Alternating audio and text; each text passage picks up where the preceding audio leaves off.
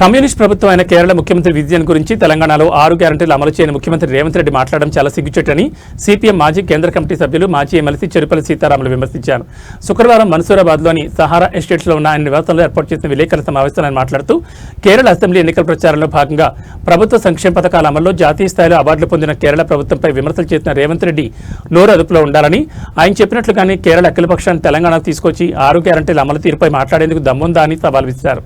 కేరళ ప్రభుత్వం విద్య, వైద్య, ఆరోగ్యం, సంక్షేమ రంగాల్లో, పంచాయతీరాజ్ వ్యవస్థల్లో అన్ని రంగాల్లో దేశానికి రోల్ మోడల్గా కేరళ ఉండడంతోనే కరోనా సమయంలో ప్రజలకు అక్కడి ప్రభుత్వం అండదండగా ఉండడంతోనే రెండోసారి వామపక్ష పార్టీ అధికారంలోకి వచ్చిన విషయాన్ని ఆయన గుర్తు చేశారు. గతంలో తెరాస ఎమ్మెల్యేలు కేరళను సందర్శించి వైద్య విధానాన్ని తెలుసుకుని తెలంగాణలో బస్తీ దవాఖానాను ఏర్పాటు చేశారని, విజయన్ అనుభవం అంతా రేవంత్ రెడ్డి వయసు లేదని పేర్కొన్నారు. ముఖ్యమంత్రి రేవంత్ రెడ్డి ఎన్నికల హామీల్లో మహిళలకు 2,500, వ్యవసాయ కూలీలకు 1,200, కళ్యాణ లక్ష్మికి తులం బంగారం, 1,16,000 అమలు అయ్యాయా?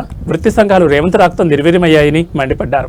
6 గ్యారంటీలపై ప్రజలు నిలదీస్తారని, వాటిని పక్కదో పట్టించేందుకు ఎన్నికల వాగ్దానాలను పక్కకు పెట్టి కొత్త వాటిని తీసుకొచ్చి ప్రజల మబ్బును పెడుతున్నారని, కాంట్రాక్ట్ ఉద్యోగాలను ఉద్యోగస్తులను తొలగిస్తున్నారని, మంత్రులు నియోజకవర్గం అవుతున్నారని, మంత్రులు ఉన్న నియోజకవర్గాలకు నిధులు వస్తున్నాయని అసెంబ్లీలో అధికార పార్టీ ఎమ్మెల్యే చెప్పడం సిగ్గుచేటని అన్నారు.